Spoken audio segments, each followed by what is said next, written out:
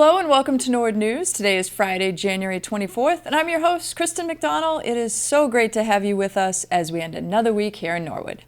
This week on Norwood News, we see what Foodie Joe orders from one of his favorite spots in town. The winter concert series kicks off, but first, with cold and flu season here, it's peace of mind knowing there's a place to go right down the street to get checked out. American Family Care has opened a brand new facility right here in Norwood. Let's learn more on this week's Living Local.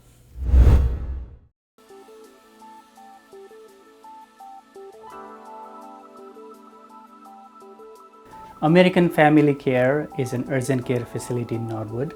We serve the people in Norwood and the community. We provide a wide variety of services, both for children and adult patients.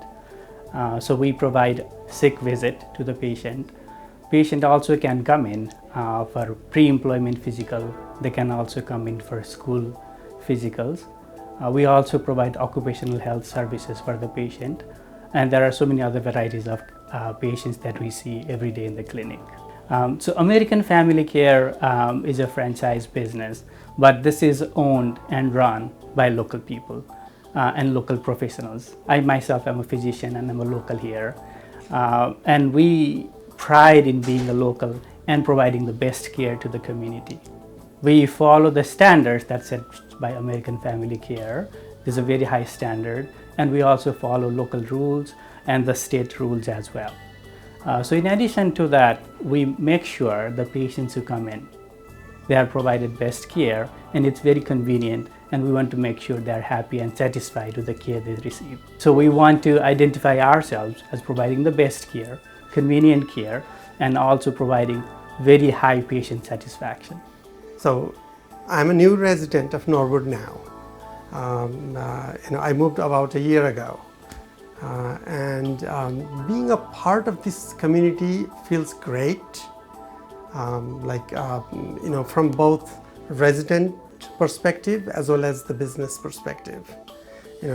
As a resident, I love everything around Norwood, and as I mentioned before, I had my friends already here living, and it's a great place to live. We have received tremendous support from Norwood business community. I would like to thank Town of Norwood and Chamber of Commerce. We work very closely with them. We have been able to provide care to other businesses, and they have provided, we have contracted with them and their employees and staff to come in for care. We have received tremendous support from the community, which we are very happy about.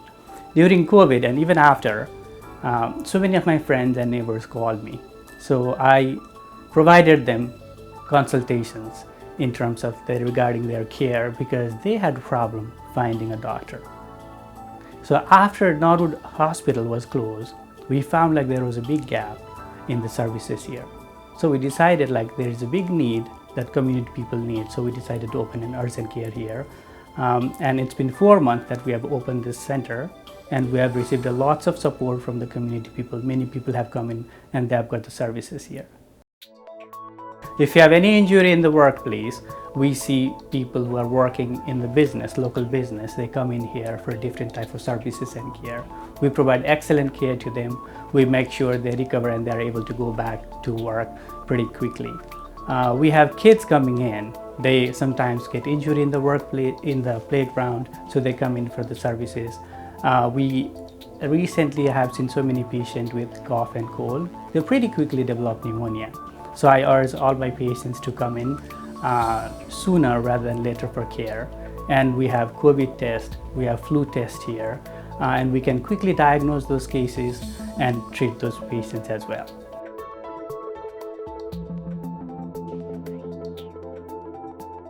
So this clinic is for the people of Norwood and surrounding town. This is for the community.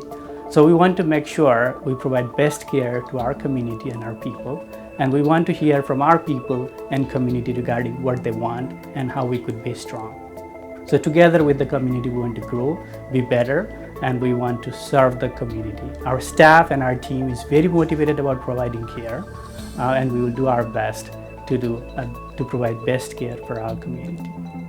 We want everybody's continued well-being, but if there is a need for a quick health care, We are here to serve you, and we are open 7 days a week for extended hours, and we will provide you a very much welcoming environment. We are here to serve the community.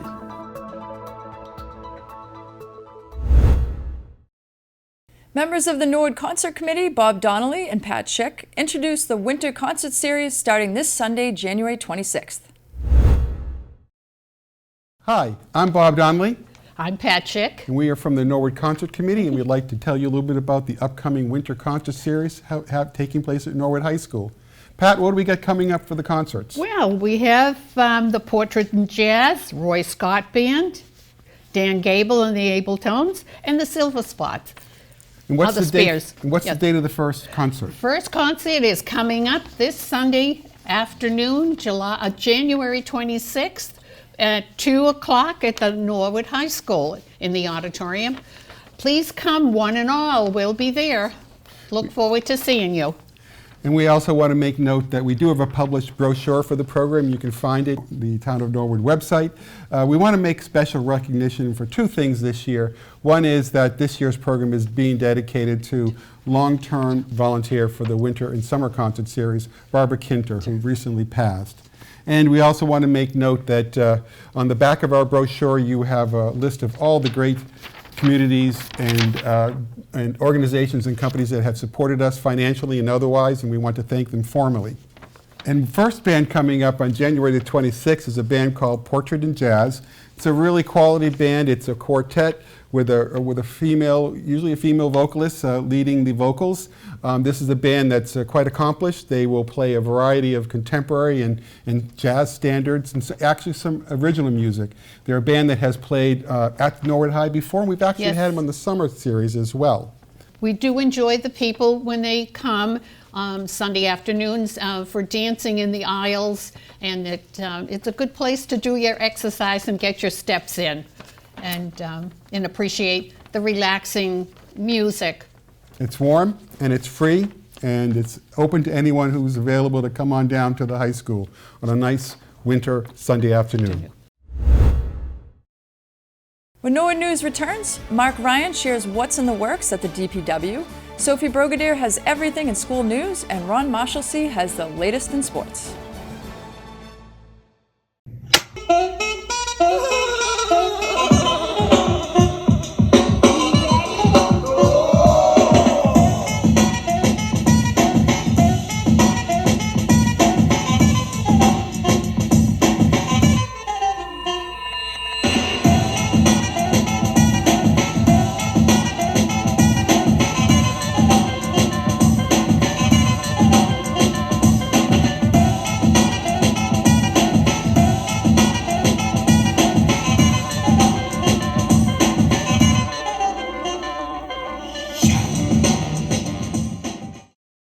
The Norfolk County Registry of Deeds recently posted a press release explaining the increase in property sales from December 2024 compared to the previous year.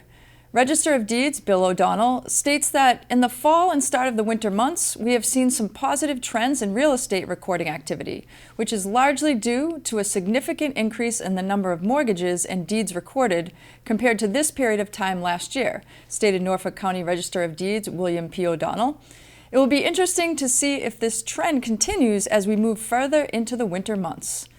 December's significant increase in the number of documents recorded at the Registry of Deeds compared to this time last year closes out the Norfolk County real estate market for 2024 on a positive note. Property sales as well as mortgage recordings are up in December 2024, showing strong growth and demand in area communities. In the coming months, the inventory of available property and mortgage interest rate levels will continue to play a big role in determining the direction of the market. It's time for another episode of Norwood's Foodie Joe with Joe Sleeman. Joe is hungry, and he heads to Norwood Center to one of his favorite locations, Norwood Spice. Hi everyone, and welcome to another episode of Norwood's Foodie Joe. You guessed it, I'm Joe, and I'm here to take you on a delicious journey through the culinary landscape of Norwood, Massachusetts. Today, we're coming to the first result in my phone when you type Norwood, and another personal favorite, Norwood Spice. Come on and let's eat.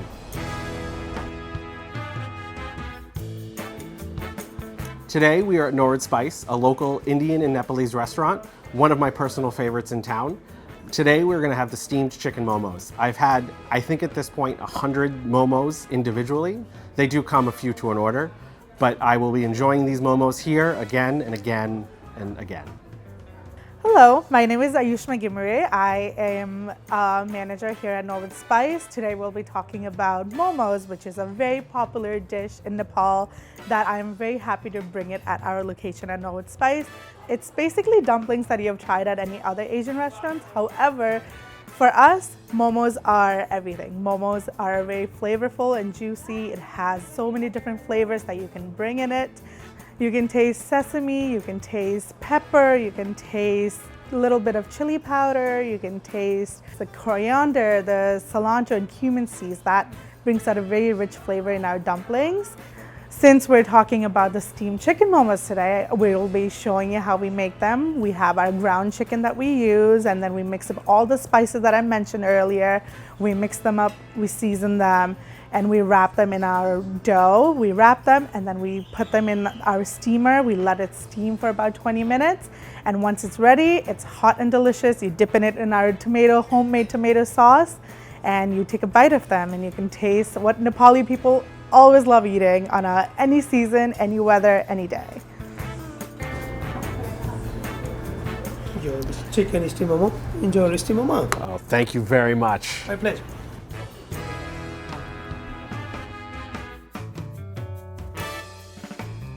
One of my favorites, the steamed chicken momos.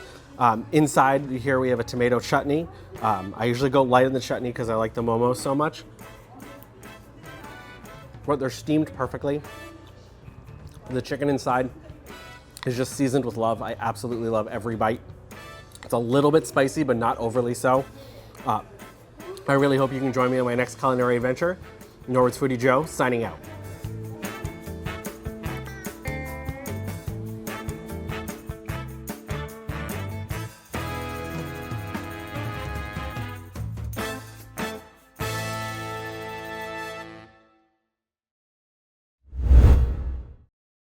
Now let's toss it over to Sophie Brogadier for the latest in school news. I'm Sophie Brogadier, and let's check out what's going on in our Norwood schools.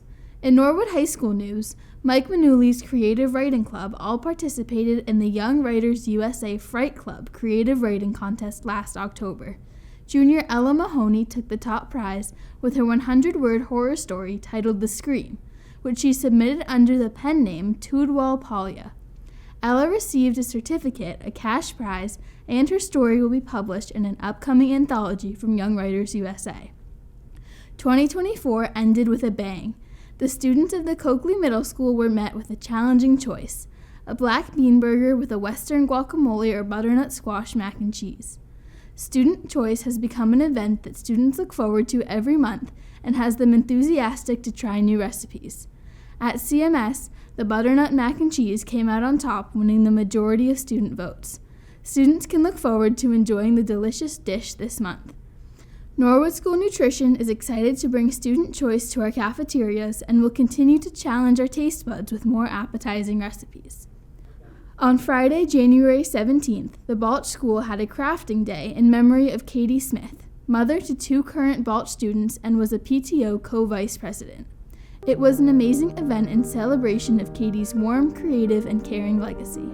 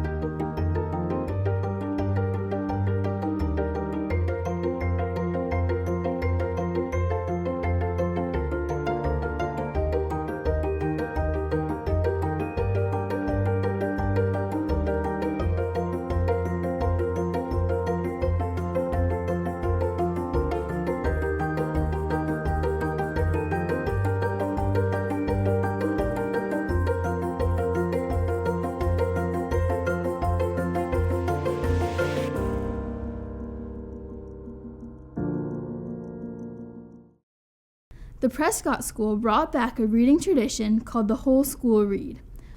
All staff and students are reading The Miraculous Journey of Edward Tulane, written by Kate DiCamillo and illustrated by Bagram of Bataline.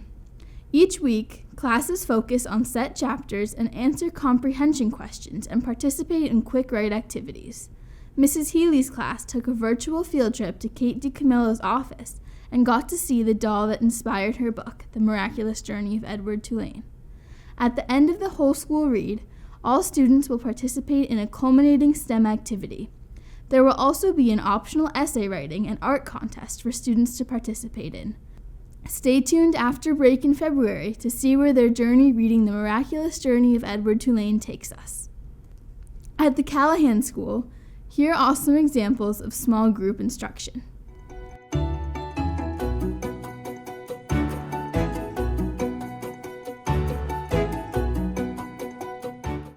Although it may be cold outside, learning is really heating up at Little Mustangs Preschool Academy. Students practice their numeral identification, rote counting, and fine motor skills with many activities, including adding numbered mittens to a clothesline and making snowflakes with Q-tips. Students spent time shoveling with snow and playing snowflake bingo to practice letter ID. Friends took turns using their imagination and creating at the Arctic Animal Light Table and Penguin Ice Table. Classes have been reading stories and following up with crafts that connect to the literature, like these snowy day scenes based on the book by Ezra Jack Keats. There is always fun and learning happening with LMPA's brilliant little learners. That wraps up this week's school news. A big thank you to all the teachers who keep us in the loop with their updates. It really helps us see the wonderful things happening in our schools. Reporting for Norwood School News, I'm Sophie Brogadier. And now here's Ron Marshalsea with the latest in sports.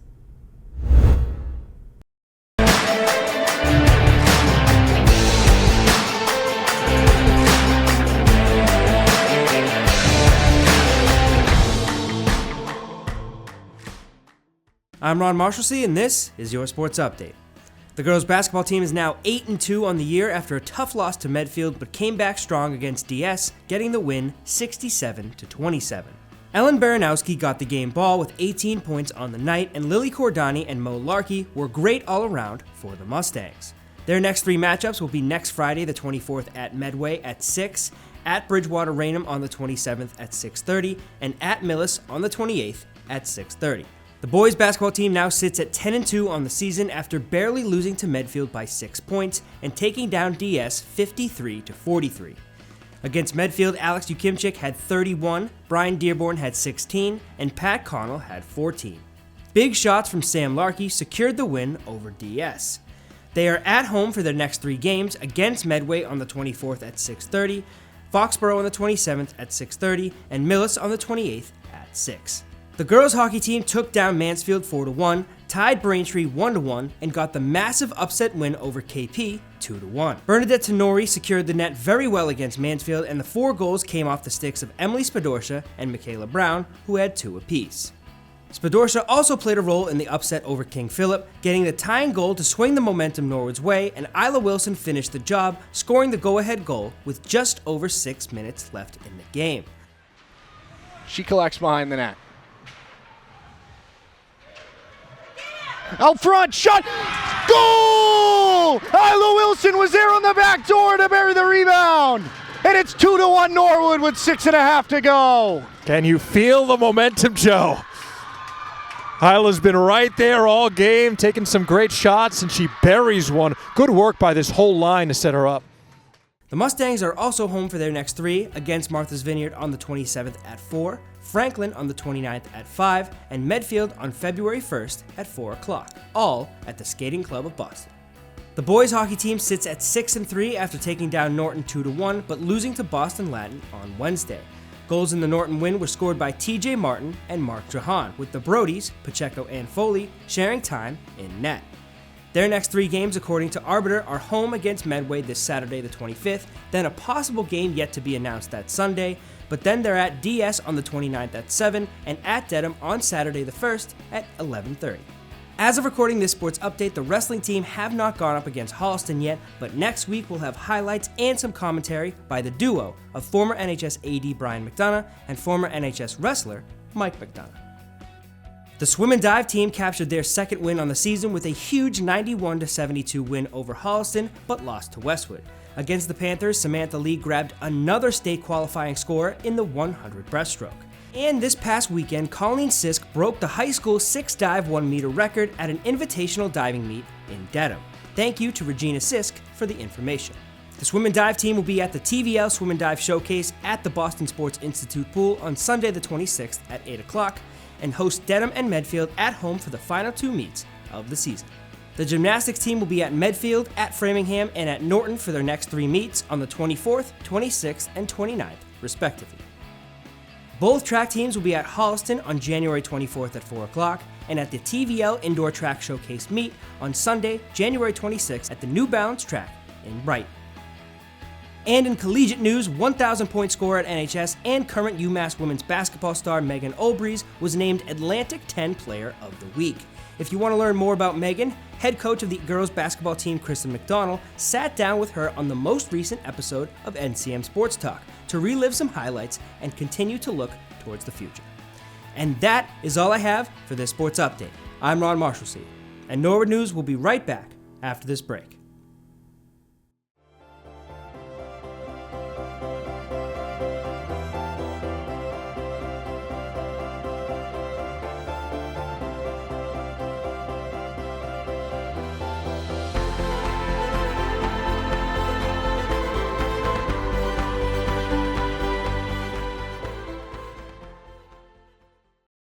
The Community Preservation Committee met at the Senior Center this week and held a public hearing for the Elliott Fields feasibility study. Mark Ryan of the DPW expressed the need to hire an athletic fields consultant to help reconstruct the fields so they are more playable, which would require $25,000 in funds from the CPC. And the reason for that, it's really a struggle come springtime for softball and baseball programs, because that time of year, you're coming out of winter, you do have some little frost in the ground, you get spring rains, so it's a real challenge to have ball games there. Many a times they're canceled just because of the inclement weather, because the ball field just doesn't drain exactly the way you would like it to go out there and have a game and everyone be safe. A lot of times DPW spends hours getting a field ready for a game, and then you have the afternoon thunderstorm comes through and just blows everything up. So we're really looking at what is out there, what the consultants can provide for recommendations for the ball fields, what soil structures and layouts can be made there. Also provide field layouts. You should have, you have this, it's up on the board, you should have the handout.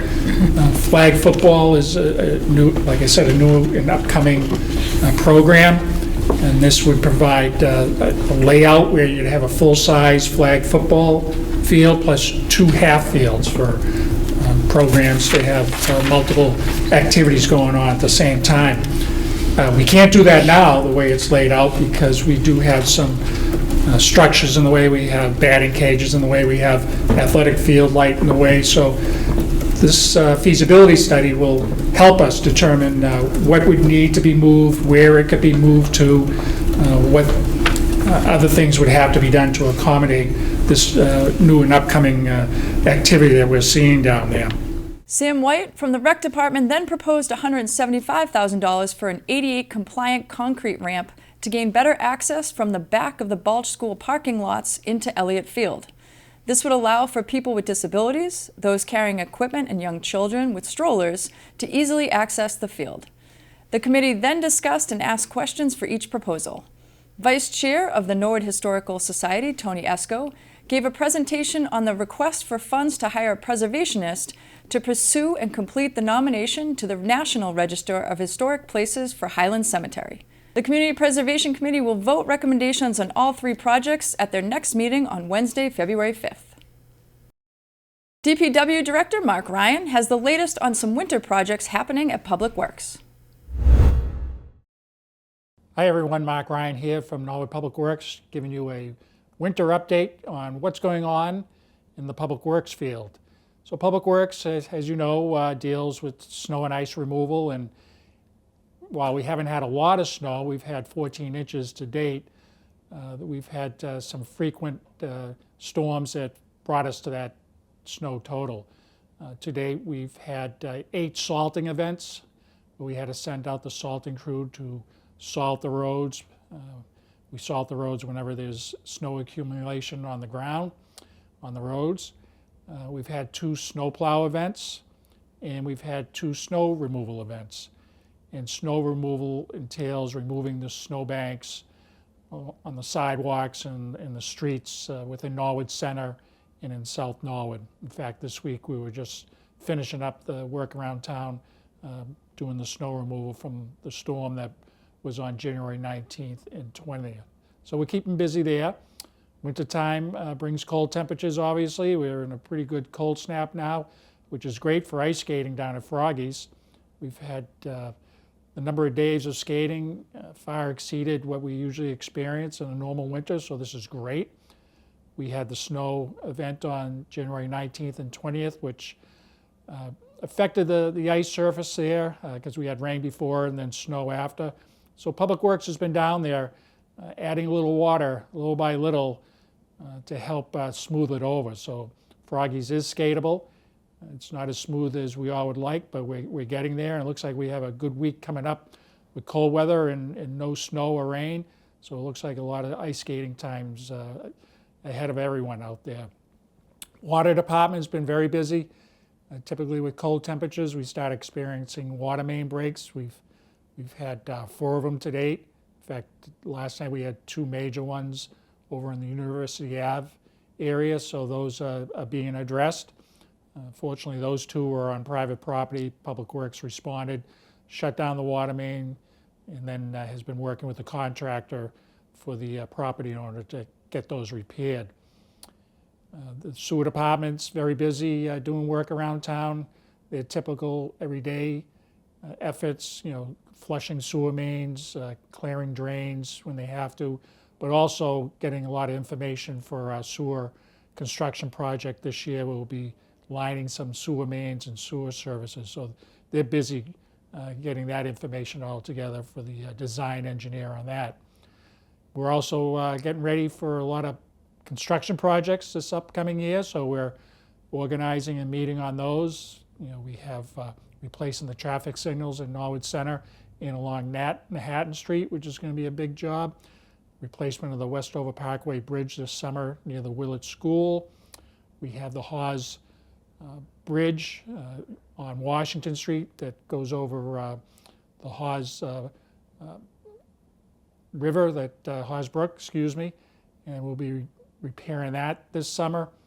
And we have some drain jobs on Robinwood Road will be starting up shortly, the end of winter, so we're keeping very busy there, getting ready for a lot of these jobs. We also have our annual resurfacing projects this year, annual cleaning and lining projects this year, and this summer we'll start construction, at least the demolition and the construction of the 2 water tanks up at next to Norwood High in the cemetery. So busy is here as usual. Christmas tree pickup, curbside is completed for the year, but if you still have your Christmas tree laying around, you can bring it up to the landfill on Saturdays between 8 and 1:30. Norwood resident sticker required, and you can get a sticker here at DPW. It's free of charge. Just bring in your license and your registration for your car as proof of residence in Norwood. So all in all, keep them very busy. Want everyone to stay safe out there. We have rock salt available actually for people if they need it for their homes. We have a few pickup areas. We ask that you not come to Public Works, but we have an area down the airport parking lot.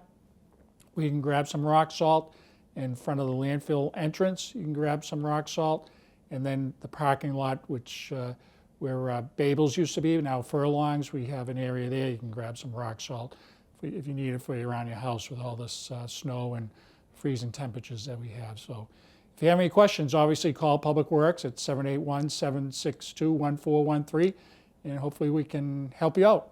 Have a great day. There are lots of scams to watch out for nowadays. Here's Vice Woman of the Board of Selectmen and member of the Anti-Scams Task Force, Amanda Groh, with more information. Hi, I'm Amanda Groh from the Board of Selectmen in the town of Norwood and a member of the Norwood Anti-Scam Task Force. Two of the scams that we've been trying to raise awareness of in the community are the grandparent scam and the romance scam. The grandparent scam, a scammer will usually try to reach out to you through your phone or through other methods to try to convince you that your grandchild or maybe your child is in trouble. Maybe that they'll claim that they're currently in need of bail money or that they've been in a horrible accident and the only solution is for you to give them money.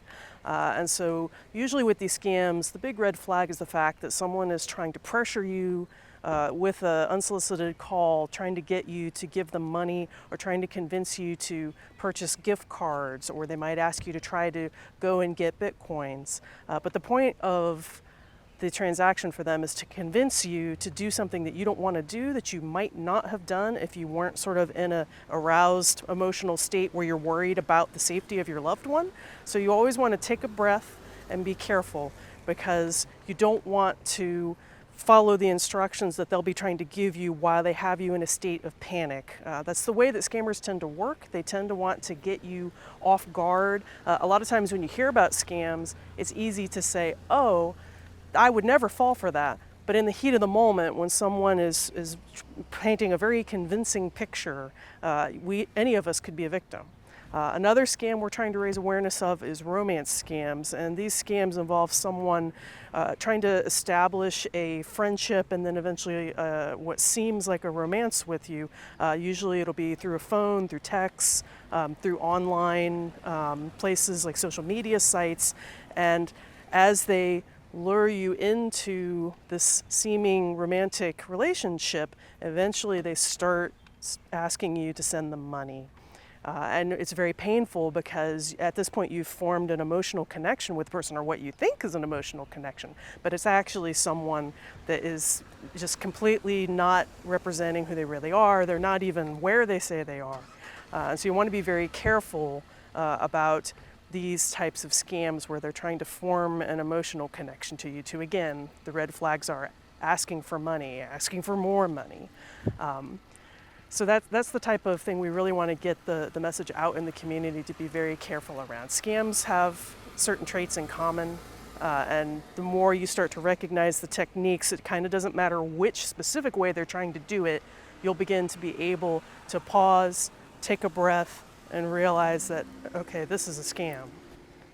If you think that you have been a victim of a scam, or you know of someone, a friend or a relative who thinks it's been a scam, make sure that you reach out.